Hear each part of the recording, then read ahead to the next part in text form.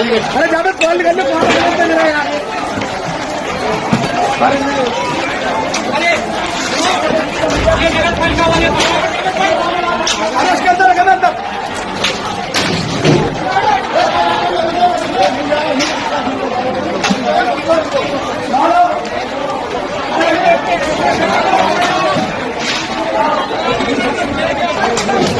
द्वारा जो न्यायालय के आदेशों के क्रम में अतिक्रमण हटाने का काम चल रहा था, अनेक स्थानों पर अतिक्रमण हटाया गया। लोगों ने स्वतः ही अतिक्रमण हटाया क्योंकि प्रशासन ने पहले से सूचना दी हुई थी। कल बनभुलपुरा क्षेत्र में जब पुलिस की टीम, प्रशासन की टीम अतिक्रमण को हटाने के लिए गई थी, वहां पर सुनियोजित तरीके से बमों से, कट्टों से, पेट्रोल बमों से, पत्थरों से प्रशासन की टीम पर बहुत आगजनी भी हुई, हत्या करने का प्रयास भी हुआ, आगजनी हुई। और यहाँ के जो उत्तराखंड राज्य का जो माहौल है उसको खराब करने का कुछ लोगों ने काम किया है। उनके खिलाफ कानून सख्ती से काम करेगा और पूरी घटना के जो वीडियो फुटेज हैं वो निकाले जा रहे हैं।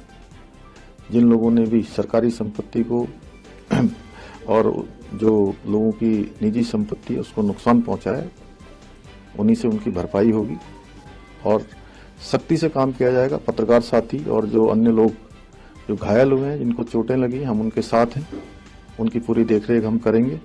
लेकिन जिन्होंने ये गलत काम किया है उनके खिलाफ कठोर कार्रवाई होगी।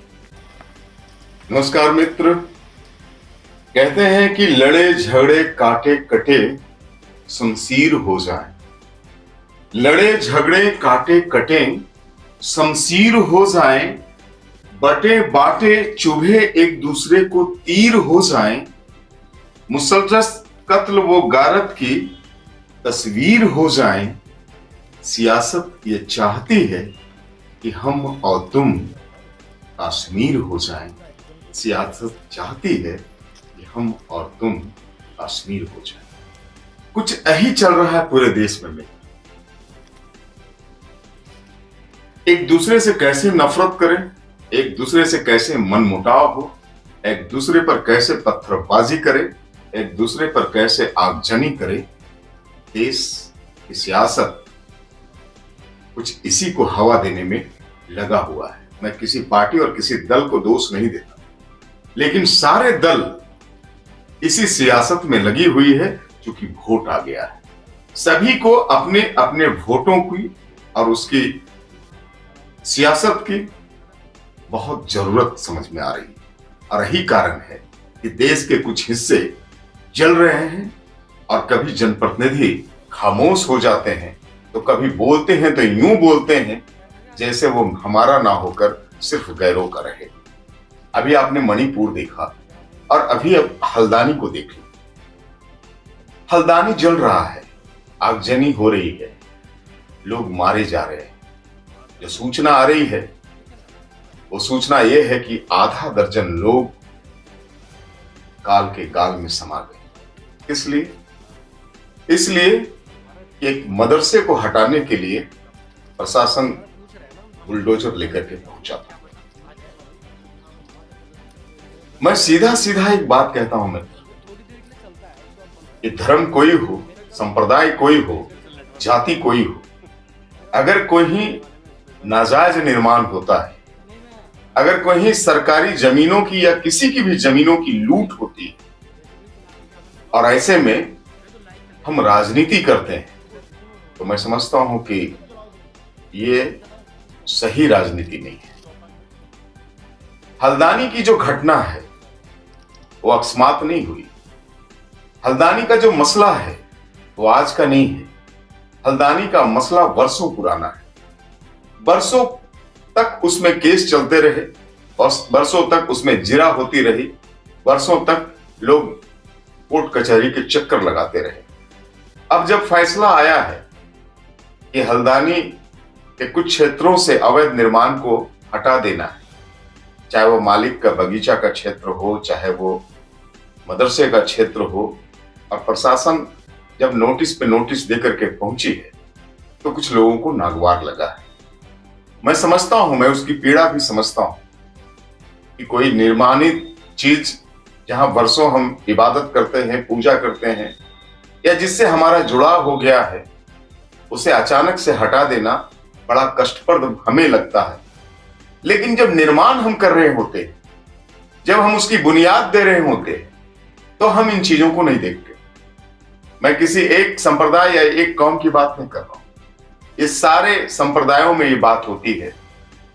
और आप आसपास निगाह देखेंगे, निगाह फेरेंगे, तो आपके आसपास भी इस तरह के अवैध निर्माण होते हुए नजर आएंगे। और अवैध निर्माण पे आंखें मूंद करके प्रशासन के लोग या हमारे और आपके जैसे सामाजिक लोग आंखें मूंदे हुए नजर आएंगे। जनप्रतिनिधि तो कुछ बोलेंगे नहीं, क्योंकि उनको तो वोट की सियासत करनी है। जिस संप्रदाय से उनको वोट चाहिए, उसके खिलाफ वो जायज कर रहा हो या नाजायज, हम नहीं बोले। ये जनप्रतिनिधियों का एक वसूल सा चल गया है, और इस वसूल की वजह से देश गलत रास्ते पे जा रहा है। देश में कहीं आगजनी हो रही है, तो कहीं पत्थरबाजी हो रही है, तो कहीं गोलियां चल रही है। हल्द्वानी का भी मसला यही है। हल्द्वानी में ऐसा नहीं है कि आज के लोग कसूरवार हो गए। हल्द्वानी का कसूरवार उस समय से, उस शुरुआत से हुई जब वहां नाजायज तरीके से अवैध निर्माण की शुरुआत हुई। उस समय प्रशासन के पदाधिकारी मौन रहे। उस समय खुद संज्ञान लेने वाली न्यायपालिका मौन रही, और जनप्रतिनिधियों को तो वोट चाहिए। वो कुछ नहीं बोलेंगे यदि उनका 2 वोटों का नुकसान नजर आता, चाहे चीजें जायज हो चाहे नाजायज। आप देखते होंगे बड़े शहरों में आप जब जाते हैं, हमारे देश का, चाहे मुंबई चले जाए, दिल्ली चले जाए, चाहे आप कोलकाता चले जाएं, चेन्नई चले जाएं, अवैध झुग्गियों का शहर सा बस जाता है। और ये झुग्गियां तब और प्रोत्साहित होती है जब सरकारों को, दलों की ये पॉलिसी आती है कि झुग्गियों के बदले मकान। हम ये नहीं कहते कि झुग्गियां कोई अमीर व्यक्ति बसाते हैं, गरीब ही रहा होगा जो झुग्गी बसाता हो। लेकिन यदि हम इसको खुला छोड़ दें, यदि ऐसे ही चलता रहे, तो झुग्गियों से तो पट जाएगा सारा सरकारी पार्क, सारी सरकारी जमीनें। कुछ तो पॉलिसी तय करनी होगी, कुछ तो नियम बनाना होगा, और उस नियम के साथ चलना होगा। नहीं तो हल्द्वानी जैसी घटनाएं अभी और प्रतीक्षा कर रही है। हमारे राजनेता विदेशों में घूम करके आते हैं, टहल करके आते हैं, लेकिन वहां की पॉलिसी को समझते नहीं। हम ये पूछना चाहते हैं कि जिस चाइना को आप कोसते हैं, वहां सड़क किनारे झुग्गियां क्यों नहीं बनती? सिंगापुर में सड़क के किनारे झुग्गियां क्यों नहीं निर्माण होती? ब्रिटेन और अमेरिका में ऐसा क्यों नहीं होता? अपने देश में ही क्यों ऐसा होता है? अपने देश में इसलिए ऐसा होता है कि हमें देश की चिंता कम होती है और वोट की चिंता ज्यादा होती है। हल्द्वानी तो एक नमूना है। इस बीमारी को जितनी जल्दी ठीक कर ली जाए, मैं समझता हूं कि देश के लिए उतना ही भला है। आप किसी भी प्रखंड में आप देखेंगे, किसी अपने गांव में आप देखें, अवैध निर्माण होता आपको दिख जाए। और जिस व्यक्ति को, जिस अंचलाधिकारी को, जिस सर्कल ऑफिसर को इन चीजों को निगाहबानी के लिए सरकार बैठाती है, मोटी तनख्वाह देती है, वो आंख मूंदे गुजर जाता है। कभी कोई लाफड़ा आया तो कुछ इधर की तो कुछ उधर की करके चांदी के जूते, चांदी के रुपये की खनक से मामला यथावत छोड़ देता है। लोग कोर्ट कचहरी में फंसते हैं और लंबा केस चलता है, सिविल का मुकदमा। तो मेरा सिर्फ ये कहना है कि हमारे आपके जैसे लोग जब टैक्स देते हैं, तो हमारे टैक्स के पैसे से, हमारे टैक्स के पैसे की बर्बादी क्यों? हमारे ही टैक्स के पैसे से बुलडोजर वहां गया हो, ये बुलडोजर जाने की जरूरत क्यों पड़ी? इसलिए कि वहां अवैध निर्माण हुआ। सच बात तो ये है, पूरे फसाद की जड़ ये है कि अवैध निर्माण हुआ है और कोर्ट के फैसले से हल्द्वानी नगर पालिका उसे हटाने के लिए गई। अब स्थिति इतनी बिगड़ गई है कि मुख्यमंत्री धामी ने देखते ही शूट आउट का ऑर्डर दे दिया है। 6 लोग मारे भी गए। कितनी दुखद, आप सोचे जिनके परिवार उजड़े। वहां की डीएम कहती है कि हमारे पुलिसकर्मियों ने कोई उकसाने वाली बात नहीं करी, हमारे पुलिसकर्मियों ने किसी पे डंडा नहीं चलाया। वहां महिलाएं आ गई झुंड बनाकर, जो अवैध निर्माण हटाया जा रहा था उसको रोकने के लिए। कुछ युवकों ने बदतमीजी की, हाथापाई की और अंततः पुलिस को लाठीचार्ज करना पड़ा।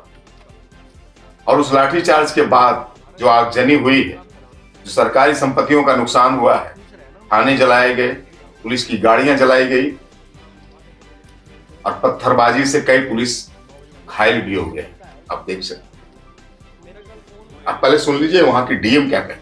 पीसफुली डिमोलिशन ड्राइव शुरू हुआ, प्रिवेंशन के लिए फोर्स लगाई गई, अतिक्रमण की कार्रवाई के लिए जितनी फोर्स रिक्वायर्ड होती है वो लगाई गई, लेकिन कुछ अराजक तत्वों के द्वारा अनप्रोवोक्ड, अनहार्म्ड, अनटच्ड तरीके से पूरी कार्रवाई होने के बाद भी बड़ी मात्रा में with in half an hour इकट्ठा होकर जो है हमारी जो टीमें हैं नगर निगम की, उन पर पहला अटैक किया गया पत्थरों के माध्यम से। पत्थर बरसाने शुरू करे गए चारों तरफ, जो छतें हैं उनके माध्यम से। मैंने आपको 30 तारीख की फुटेज दिखाई, किसी छत पर कोई पत्थर नहीं था।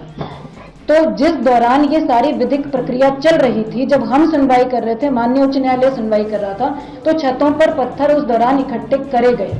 इसका मतलब इट वाज प्लान्ड कि जिस दिन भी डिमोलिशन ड्राइव होगी हम उस दिन इस तरह से फोर्सेस को अटैक करेंगे, इस तरह से डिमोरलाइज करने की कोशिश करेंगे स्टेट मशीनरी को। तो पत्थरों का अटैक हुआ जब हमारी टीम पीछे नहीं हटी, हमने डिमोलिशन ड्राइव को जारी रखा हमारे ऑफिसर्स ने। उसके बाद जब पहली मॉब जो आई पत्थरों के साथ, उनको डिस्बर्स कर दिया गया, तो दूसरी मॉब आई जिनके हाथों में पेट्रोल बम थे, जो फ्यूल होता है उसकी प्लास्टिक की बॉटल्स थी, उसमें उन्होंने आग लगा कर फेंकी। आप लोगों ने वीडियो फुटेज में भी देखा, आप लोग अभी तक सब कवर भी कर चुके हैं।